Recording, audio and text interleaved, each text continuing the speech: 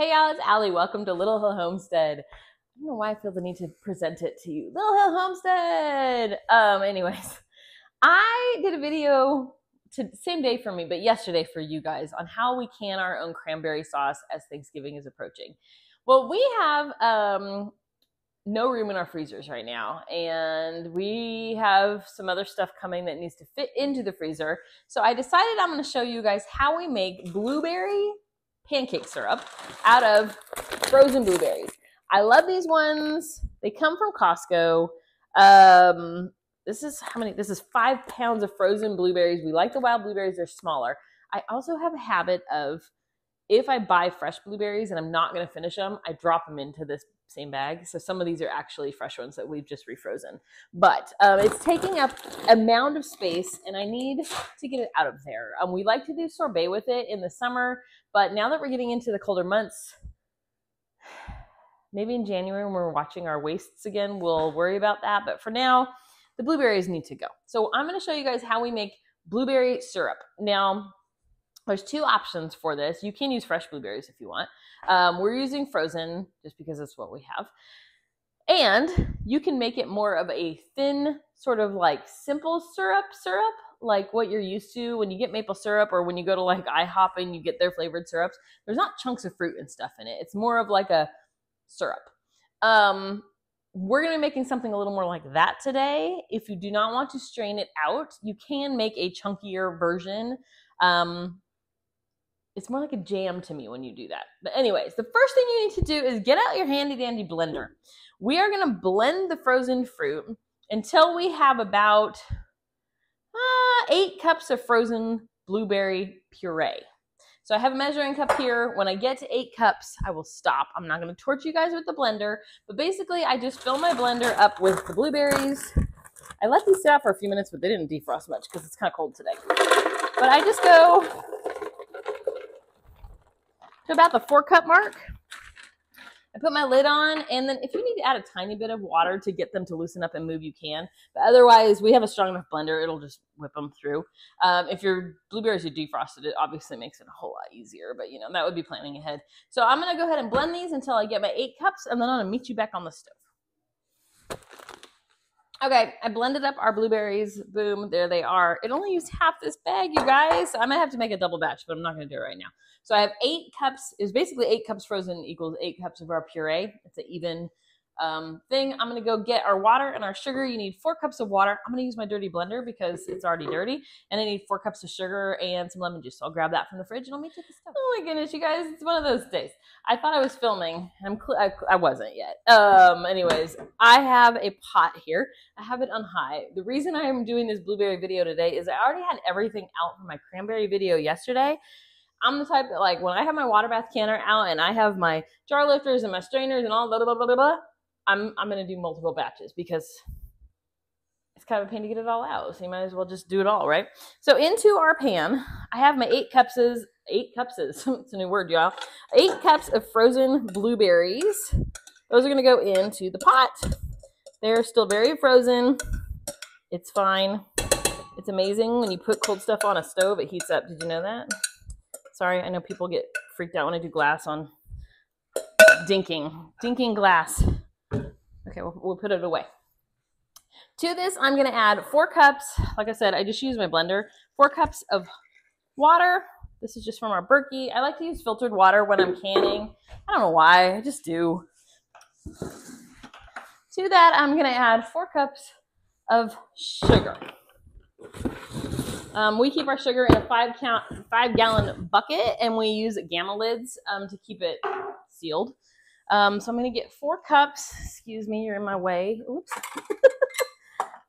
Eventually, I'll get my life pulled together, and I'll have everything ready and look super professional. But in the meantime, let's just reel around here at Little Hill.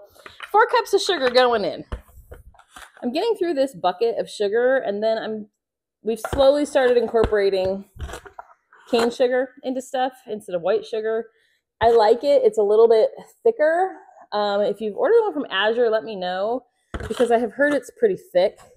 Coarse, I guess is a better way to say it. And I don't want things to be so coarse that they don't disintegrate, which is kind of like why everybody likes regular white sugar, right?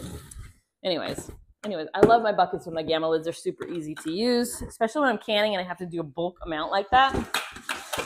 And then they just live under a little cute piece of furniture we have. So I'm going to get that stirring just to get that a little bit incorporated.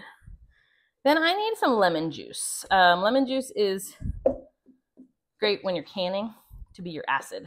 So again, you're in my way. No, you're not. My teaspoons are over here. I'm doing a big batch, so I need 4 teaspoons of lemon. We get this one from Costco. I like it. My aunt was Sicilian, so it makes me think of her every time I use it. 2, 3, and 4. All right. So what we are doing with ours is, like I said, I don't want chunky syrup. I like it to be a little more like a traditional flavored syrup, I guess, more so than a fruit syrup, if that makes any sense at all. We don't like chunks. If I'm going to do chunks, I'm just going to make jelly and put that over my pancakes and waffles. But we have some of that already, so I wanted to make some of this one. We prefer this. You, by the way, can use this same method using apricots, peaches, cherries. Think of any frozen fruit that you guys get and you want to make syrup, flavored syrup out of. All the same. Awesome, right? We're doing blueberry because, again, it's what I had. So what we're going to do is get this to a boil. When it comes to a boil, I'm breaking up my blueberry chunks because some of them are still frozen together. When it comes to a boil, you're going to boil for about 10 minutes. That is going to infuse all those berry bits into that water sugar mixture that we've got. 10 minutes and then cut the heat. We're going to strain it after that. So I'll bring you back when I get to that point. But in the meantime, just bring it to a boil. It's going to take a minute because it was cold. But 10 minutes. See you then. Okay, our blueberry mixture, let's call it correctly, has been boiling for about 10 minutes. And all that did was help the blueberries to break down and really make it kind of like a juice versus a chunky syrup. Like I was saying earlier, you don't have to do this part. If you want it to be where it has blueberry chunks in it, just skip this step and fast forward. We like to strain it. So I have what you guys have told me is now called a ricer. It's like a strainer. And I have lined it with some cheesecloth just to catch some of those bits. I have a 8-cup container underneath of, and it's sitting on, can you even see that? 8-cup container, and it is sitting, a lot of you guys have asked me what this is. I got it in an antique store or a thrift store. It's Anchor Hocking. It's an 8-cup measuring cup essentially, but I use it for everything. I have that sitting on a heating pad, a trivet, just because this is hot. I'm going to strain this through here. Just pour it. Be very, very careful though, because it is hot. If that splashes on you, it's pretty hot. We're doing okay. It's not going to overflow. It's going to go kind of slow because it is a little bit thick and there's a lot of little bits. Don't push on it. Just let it kind of naturally run through there. It'll go. It's going. We're good. We're good. But I'm going to let this run all the way through. And then I'm going to return it to my pan. I did get it on myself, but it's okay. I'll be pretty later. I'm going to return it to my pan, and then I'm going to boil it for another 15 minutes. That's what's going to thicken it up to make it more like a syrup. If you find that you're not getting it thick enough, you have a couple options. You can add a couple teaspoons. You don't need a lot of this. You can use, this one's from Azure Standard. It is the Cornabees Thick Gel. You're not supposed to use cornstarch in home canning. It messes with the heat getting through and it breaks down weird. The other thing you can use is clear gel. So I got this at an Amish market, $2.65 for this whole, it's over a pound of it. This one is on Azure. It's really reasonable as well. So I'm just gonna keep pouring a little through, letting it strain until we get all of our syrup ran through the jar, the strainer. And like I said, I'm gonna return it to my pot and then boil it for about 15 minutes. That just helps it get to where it's like more like thick, like a syrup that you're like a traditional syrup that you're used to. While this is straining, I have this is what made me think of this. Like always in your face with my hands.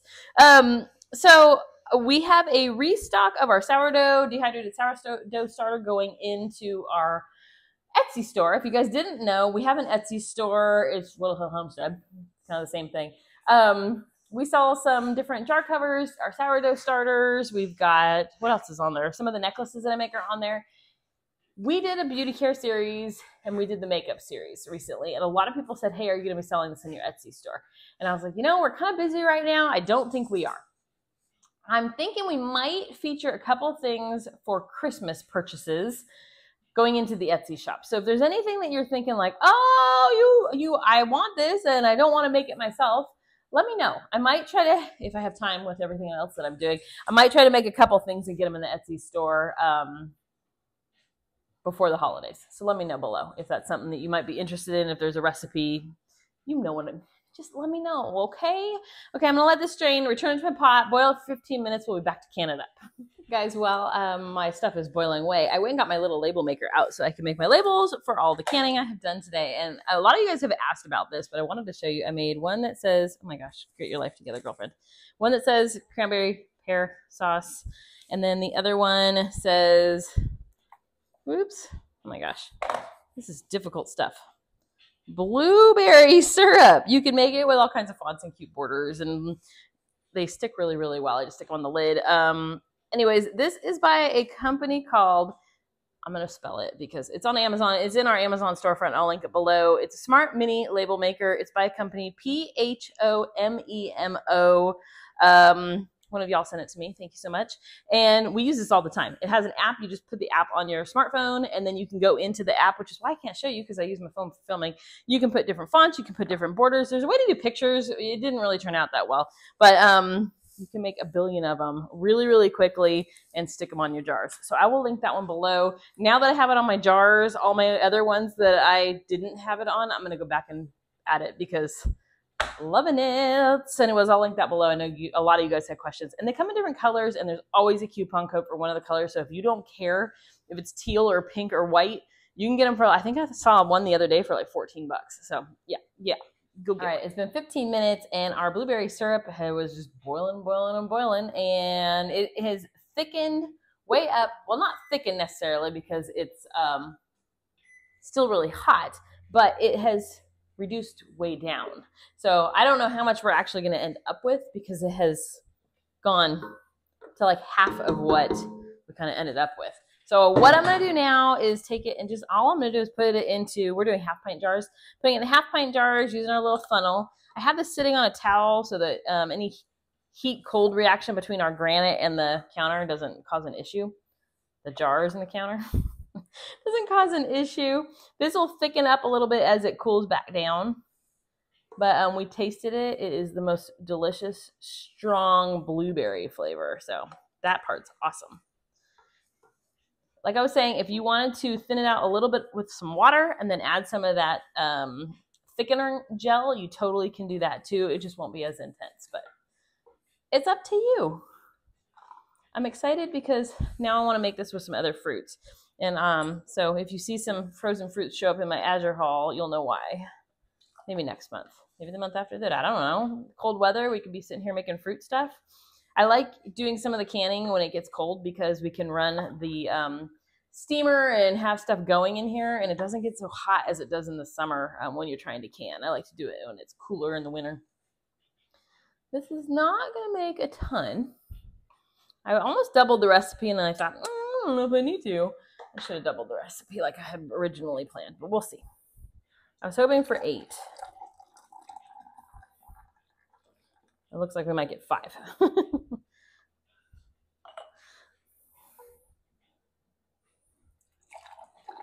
So it reduced down another 3 cups, it looks like, after I did it on the stove for that 15 minutes. So this last one, it's not a full one. I'll just go ahead and put that one in the refrigerator, and it'll be the first one that we use up.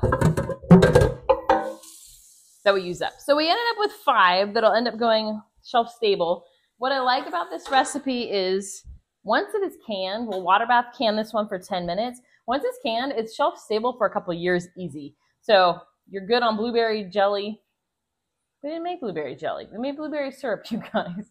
You're good on blueberry syrup for a couple of years. That's why I should have made a bigger batch. If you're going through all the process of doing this, you might as well make a big batch while you have all your dishes out and your canners out and all that stuff. So we are short a few. That's okay. I'll probably do another batch off camera, and we'll be good to go. Anyways, I did during that 15 minutes went and made sure this is for sure in my Amazon store. Right now it's $19 and it has a $3 off coupon. So there you go. If you want that color and everything, you're set. That's it, you guys. I'm going to go water bath can these 10 minutes. If you do bigger jars, it's 15. And that's how you guys make blueberry syrup, non-chunky blueberry syrup. Doesn't that sound nice? Anyways, thank you guys so much for coming along with us today. And as always, we appreciate you guys. Have a good afternoon.